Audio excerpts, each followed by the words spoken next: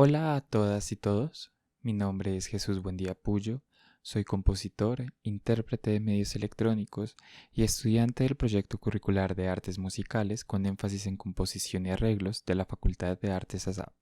de la Universidad Distrital Francisco José de Caldas. En este video les presentaré la descripción analítica de la pieza Al margen del tiempo, compuesta en el año 2020 para clarinete soprano en si bemol, saxofón soprano en si bemol, fagot y audio en soporte fijo. Esta pieza fue especialmente compuesta para Andrés Felipe Barón, clarinetista, Andrés Felipe Pedraza, saxofonista, y Hernán Darío Guzmán, fagotista, quienes, bajo mi dirección, interpretan la versión de la pieza que hace parte de este archivo multimedia y de la cual se toman varios fragmentos para este análisis. Adicionalmente, vale la pena mencionar que esta pieza, Al margen del tiempo, fue compuesta dentro de dos contextos paralelos. En primer lugar, la obra hace parte de la parte práctica y creativa del trabajo de grado titulado Nos quedamos en silencio al margen del tiempo, el timbre, el sonido y los sistemas complejos en la composición musical, cuyo objetivo principal fue componer dos piezas para trío de vientos y soporte fijo, partiendo del desarrollo de un sistema que permita vincular de manera práctica los procesos presentes en los sistemas complejos relacionados y aplicados al fenómeno tímbrico. Dicho trabajo de grado fue realizado bajo la tutoría del maestro Juan Camilo Vázquez Ocampo para optar por el título de maestro en artes musicales en la institución ya mencionada. En segundo lugar, la pieza hace parte de los productos del proyecto de investigación-creación, perspectivas de análisis tímbrico musical y sus aportes al desarrollo de destrezas auditivas y procesos creativos, dirigido por la maestra Genoveva Salazar Hakim. Es posible decir, entonces, que esta pieza, cuya descripción analítica será presentada, se creó partiendo del objetivo de vincular el timbre y el sonido con los sistemas complejos. De esta manera, la estructura, la forma y el contenido de Al margen del tiempo se establecen sobre estos conceptos, sobre todo en lo que respecta al timbre musical. Para esto, como se puede observar en los textos que acompañan este video, se tomaron como punto de partida los trabajos de Smalley, Mastropietro, Saariaho y Estropa en lo que respecta al timbre, y de McNabb, Soler, Leriman, Lambert y Wisner, entre otros, en relación a los sistemas complejos. A partir de la investigación realizada, se creó un sistema de comprensión y manipulación de lo tímbrico y lo sonoro que se empleó para componer Al margen del tiempo y que será fundamental para la comprensión de la presente descripción analítica. Para realizar la descripción analítica de la pieza se hace necesario entenderla formalmente, para tomar sus divisiones como marcos de acción sobre los que se puede entender cómo se desarrolla el contenido tímbrico. En Al margen del tiempo vienen a jugar dos concepciones formales de la misma.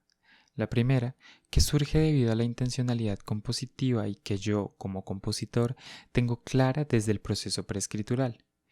Y la segunda es aquella concepción formal que termina siendo reconocida en la experiencia de percepción sonora de la pieza, una vez ya interpretada y grabada,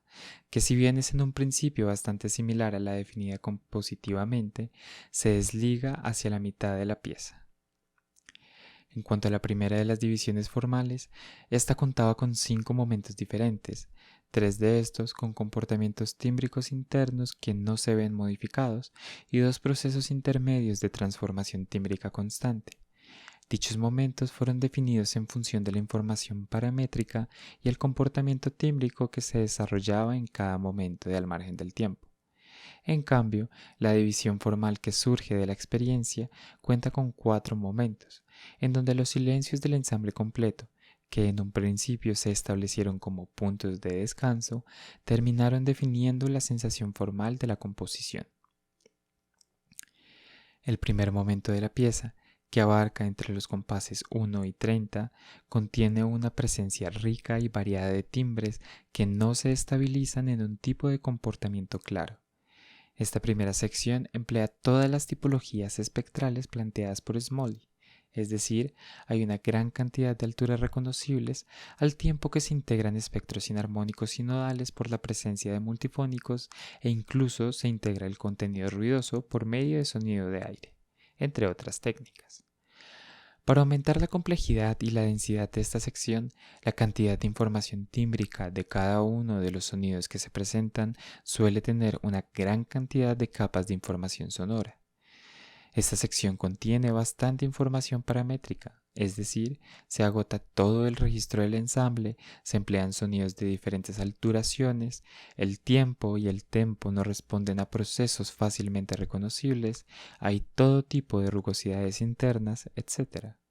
Al mismo tiempo, cada uno de los instrumentos presenta diferentes procesos de modulación tímbrica con direccionalidades unívocas y equívocas. Escuchemos un pequeño fragmento de este momento para ejemplificar lo antedicho.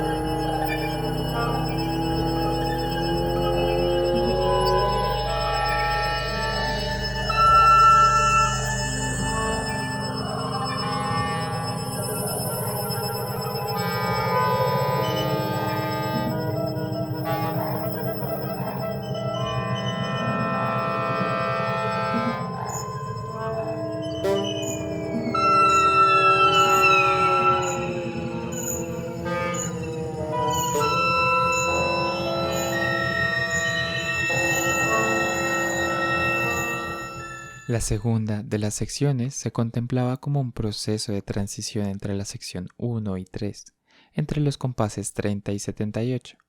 pero la gran cantidad de información tímbrica presente en toda la sección y la pausa realizada en compás 59, tanto por los medios acústicos como en el medio fijo, le quitan a esta sección su condición de transición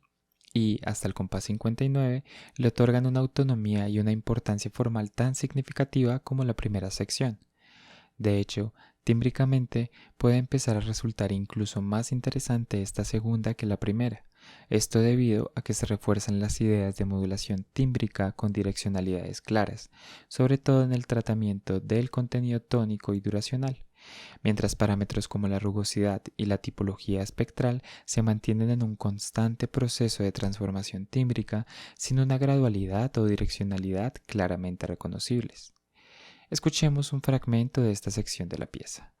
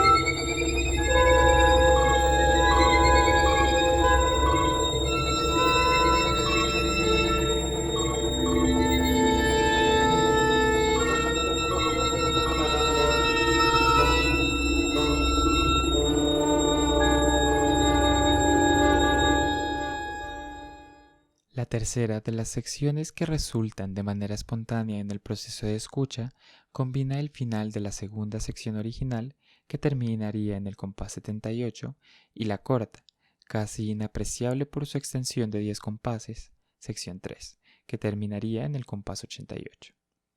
En esta sección se encuentran fuertemente reducidos los juegos paramétricos que encontramos en las dos secciones anteriores. Los comportamientos tímbricos son bastante más estables, al tiempo que se reducen los gestos que se desarrollan por las modulaciones tímbricas. Si bien las tipologías espectrales siguen siendo muy variadas e incluso se integran espectros ruidosos más reconocibles como tal, como es el caso de los sonidos de llaves en el fagot, los sonidos presentes son mucho más estables que en el principio de la pieza, y cada uno de los instrumentos empieza a adquirir un registro determinado, así como una forma de ejecución específica y particular que le es propia. lo que disminuye la masa tímbrica sin dirección alguna que se sentía con anterioridad y establece un momento de suspensión tímbrica que estabiliza y distensiona la textura completa de la sección. Escuchemos un fragmento de esta sección en donde podremos reconocer más claramente que en las secciones anteriores qué está sucediendo tímbricamente en cada una de las fuentes instrumentales y cómo cada una de estas aporta a la textura general su propio comportamiento tímbrico atravesado por el medio fijo que cada vez se vincula más a los medios instrumentales, de lo que se hablará más adelante.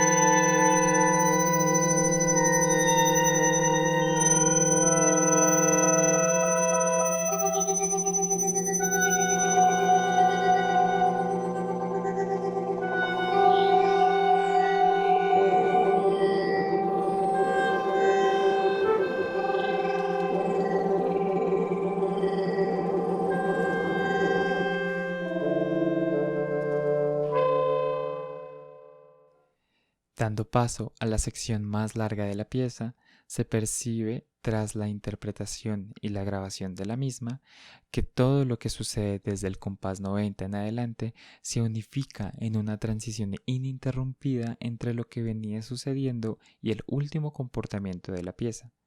De esta manera, si bien la idea original era que existieran dos momentos diferentes en el reconocimiento de la experiencia auditiva de la pieza, las secciones 4 y 5 son agrupadas en una sola, la denominada cuarta sección. Si bien este es, como ya se mencionó, el momento más extenso de la pieza, es aquel con una menor cantidad de información tímbrica, pues las posibilidades paramétricas han sido reducidas dramáticamente, lo que se hace también evidente en la escucha. En esta sección, cada uno de los procesos de modulación o transformación presentes son bastante reconocibles, al tiempo que se hace evidente cuando un sonido o un grupo de sonidos se estabiliza en un bloque tímbrico o metatimbre, como sucede al final de la pieza. En esta última sección suceden cambios importantes, como la casi desaparición de la tipología espectral de ruido o la eliminación progresiva de una gran cantidad de diversidad en la textura, lo que condiciona nuestra percepción tímbrica. De igual forma, los sonidos en altas intensidades cargados de resonancias y de gran cantidad de parciales son eliminados, lo que no implica la ausencia de contenido inarmónico o nodal, que de cualquier manera se produce por medio de acordes disonantes o de multifónicos. Además, se empieza a eliminar de la composición todos los procesos de modulación tímbrica continua, y de esta manera cualquier contenido gestual al interior de un solo sonido, lo que da paso a timbres constantes y estables que poco o nada se ven modificados con el paso del tiempo hasta su deceso, lo que en el presente trabajo se conoce como material. Escuchemos un fragmento de esta sección de la pieza que contempla tanto lo que originalmente eran las secciones 4 y 5 para alcanzar a percibir el proceso de unificación de las fuentes instrumentales.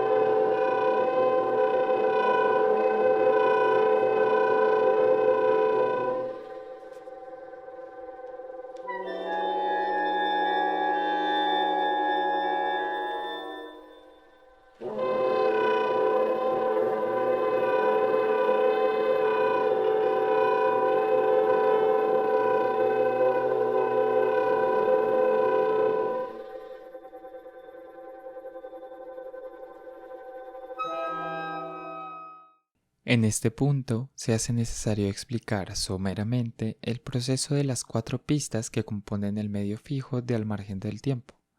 En un primer momento, la idea era que el soporte electroacústico de la pieza se comportara partiendo del procesamiento del contenido musical que producían los instrumentos acústicos en el marco inmediato de la pieza.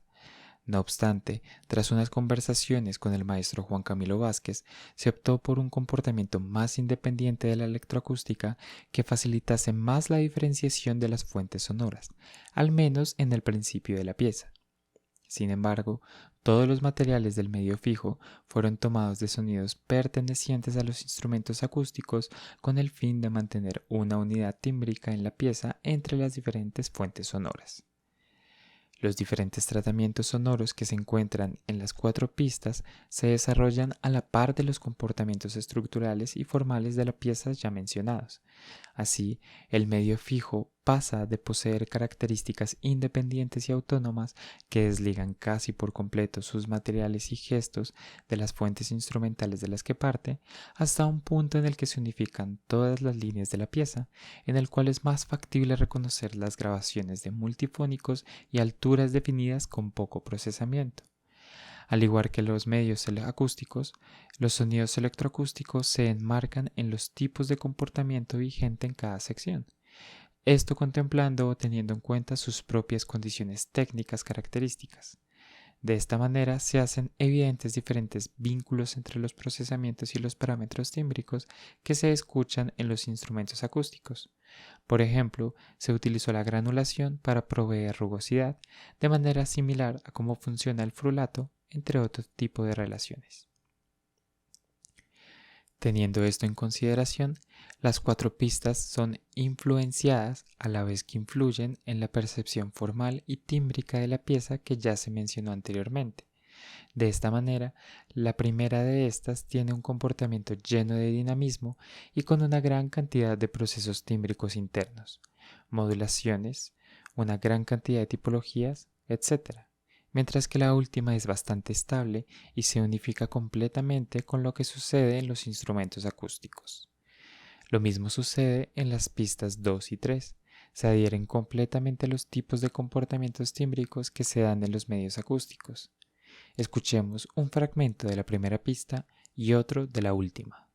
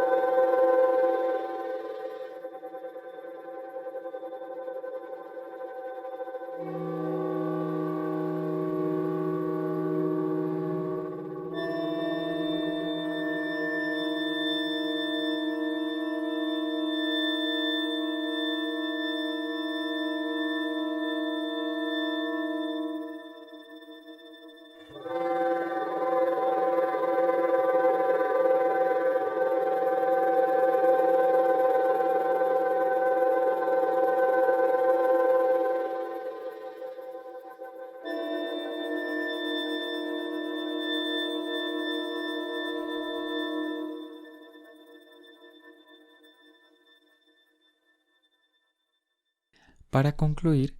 vale la pena mencionar algunas de las características que contiene la pieza en su totalidad. En primer lugar, Es importante señalar que la pieza se presenta como un proceso continuo de transición entre un macromaterial denso y dinámico, lleno de comportamientos tímbricos que se desarrollan a partir de la explotación de las posibilidades instrumentales y técnicas, con base en la información teórica que se tenía,